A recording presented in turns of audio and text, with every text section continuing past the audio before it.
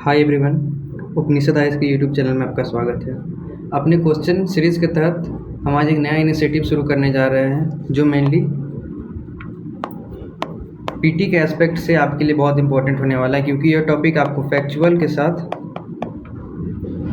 कुछ करंट से भी मुद्दे को जोड़कर आपके फैक्चुअल नॉलेज को बढ़ाएगा, जो आपके पीटी में काफ़ी सहायता करेगी। तो इसके तहत अगर हम आज के टॉपिक्स को देखें तो मेनली आज हम 4 टॉपिक डिस्कस करेंगे। हमारा पहला टॉपिक होगा नार्को टेस्ट,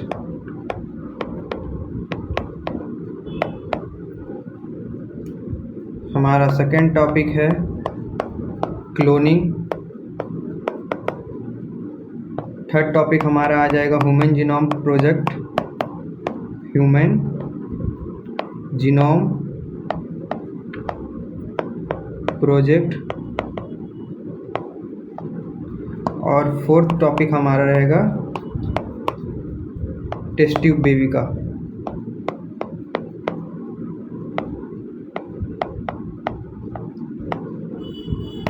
तो आज हम ये 4 मेनली टॉपिक डिस्कस करेंगे। तो पहला टॉपिक था हमारा नार्को टेस्ट। तो मेनली आप देखते होंगे कि जो अपराधी होते हैं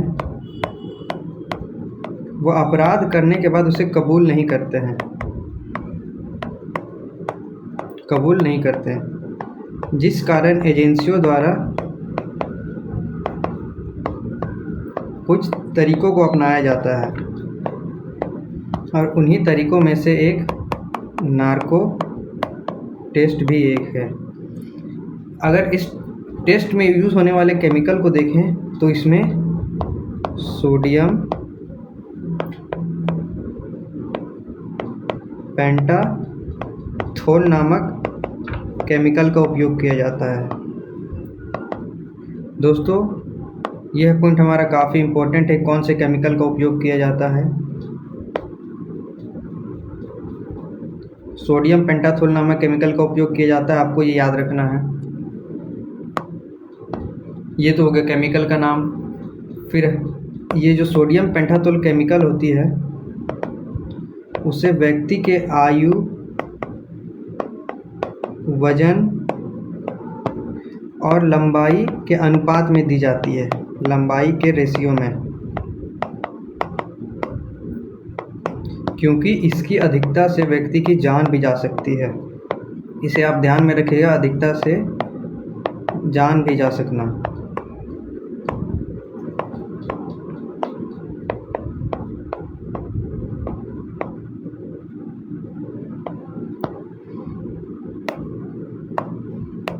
जान का खतरा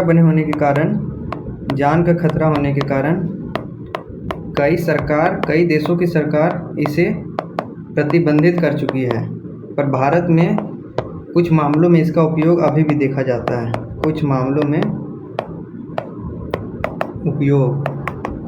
पर भारत में इसके लिए कुछ नियम बनाए गए, जैसे ये आप किसी प्रोफेशनल के सहयोग से ही करोगे। कुछ मामलों में तो जज के सामने ही आपको ये कार्य करना पड़ेगा, जज के सामने ही ये प्रयोग करना पड़ेगा।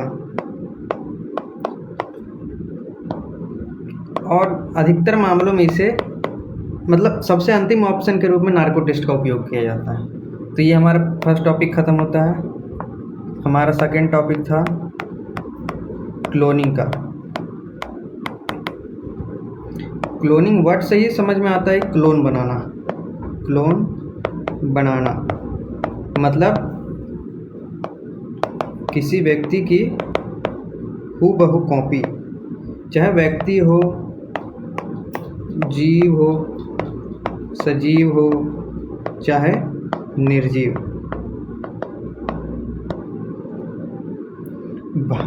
अगर विश्व में क्लोनिंग का इतिहास देखें तो सबसे पहले मेढक का क्लोनिंग किया गया था। मेढक मतलब फ्रॉग।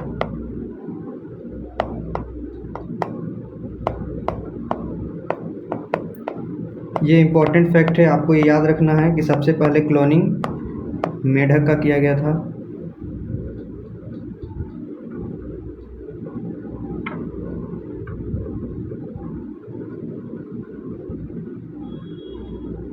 मेढक की क्लोनिंग सबसे पहले की गई थी।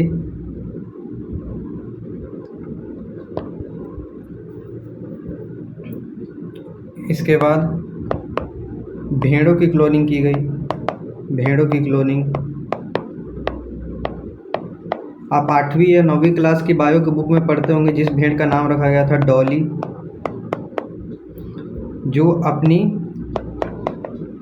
जो उसकी माँ की क्लोन थी, मतलब अपनी उसकी माँ के समान ही वो दिखती थी, माँ की क्लोन।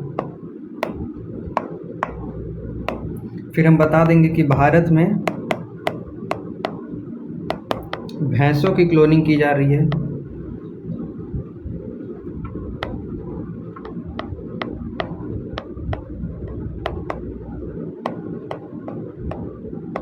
जिसके तहत गरिमा और महिमा नाम के भैंसों की क्लोनिंग की गई है।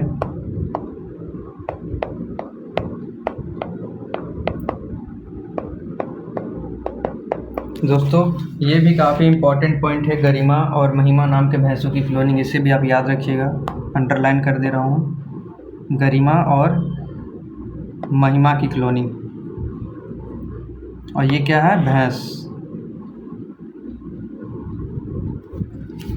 फिर अगर हम क्लोनिंग के फ़ायदे को देखें, क्लोनिंग के फ़ायदे, इससे उत्पादन बढ़ता है,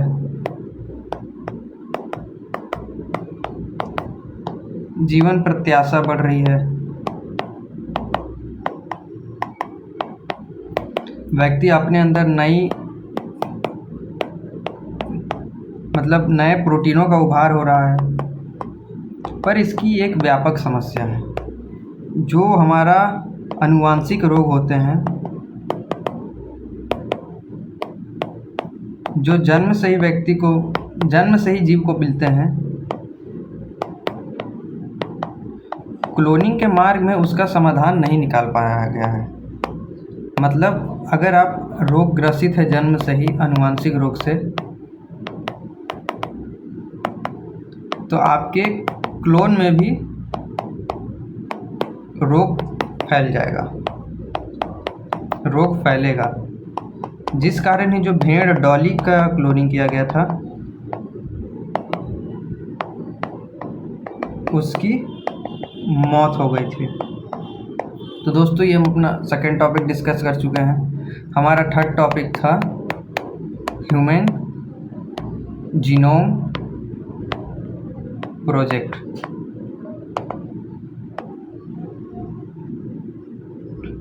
दोस्तों, अगर इस टॉपिक का डिस्कशन करें तो हम देखते हैं कि यह टॉपिक अमेरिका द्वारा प्रारंभ किया गया है। अमेरिका द्वारा प्रारंभ, ये काफ़ी इम्पोर्टेंट पॉइंट है, आपको याद रखना है कि यह प्रोजेक्ट अमेरिका द्वारा प्रारंभ किया गया है।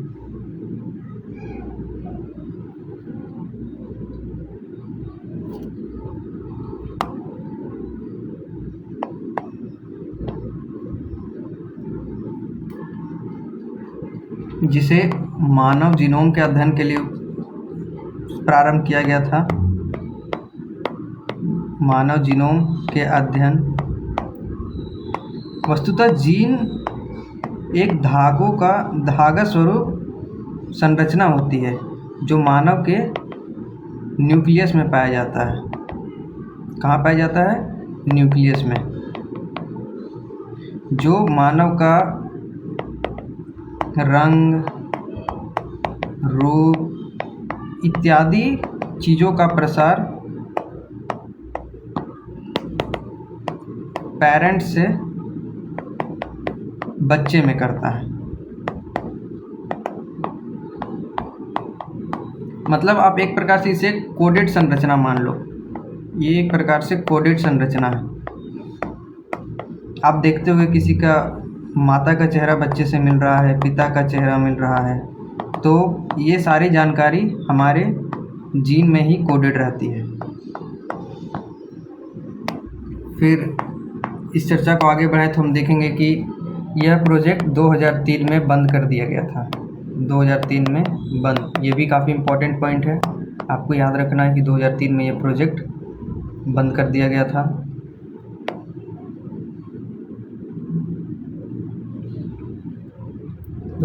यह प्रोजेक्ट बंद कर दिया गया था,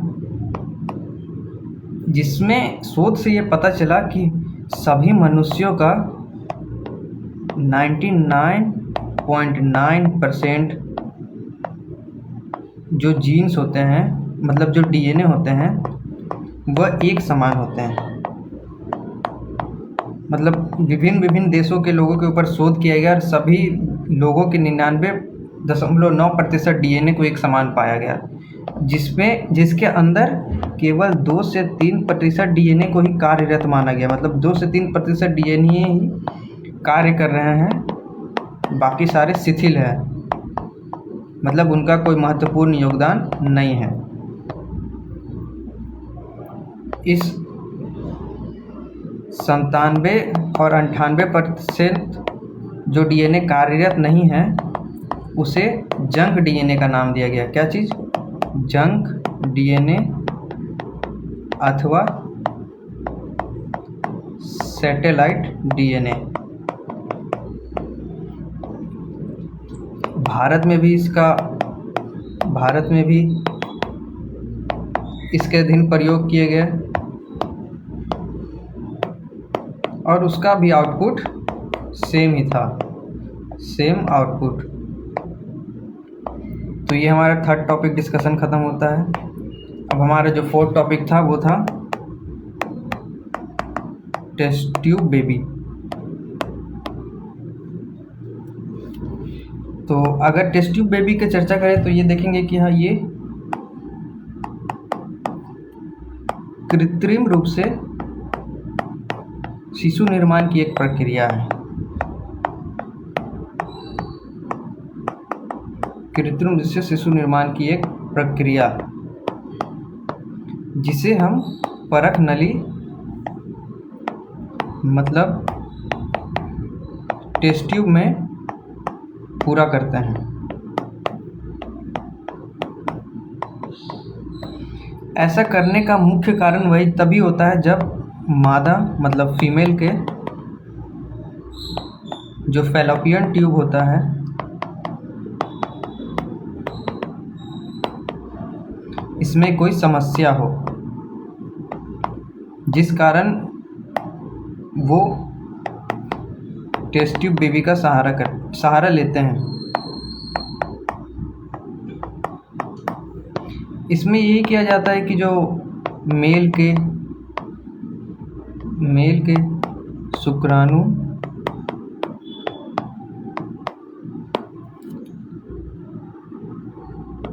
और मादा के अंडाणु को निकाल लिया जाता है और तथा परख नली में इन्हें निषेचित कर दिया जाता है। निषेचित बोले तो फर्टिलाइजेशन,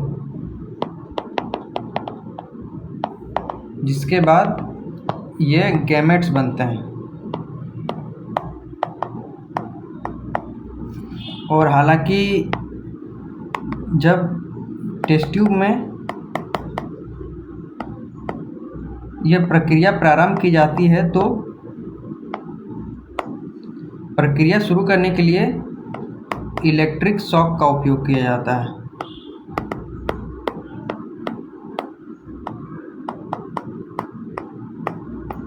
ये आपको याद रखना है, बहुत इंपॉर्टेंट पॉइंट है कि प्रक्रिया शुरू करने के लिए इलेक्ट्रिक शॉक का उपयोग किया जाता है, जो काफ़ी कम अमाउंट का इलेक्ट्रिक शॉक दिया जाता है ताकि फर्टिलाइजेशन हो पाए।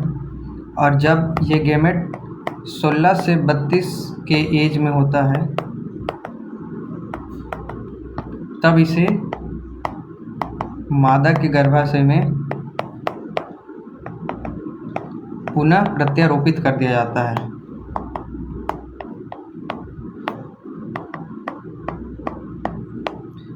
मतलब अगर आप देखो तो बच्चा का पूरा विकास माता के पेट में ही होता है।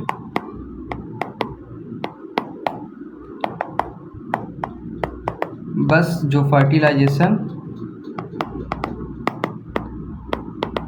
बाहर होता है। तो हमारा ये टॉपिक भी ख़त्म हुआ। तो दोस्तों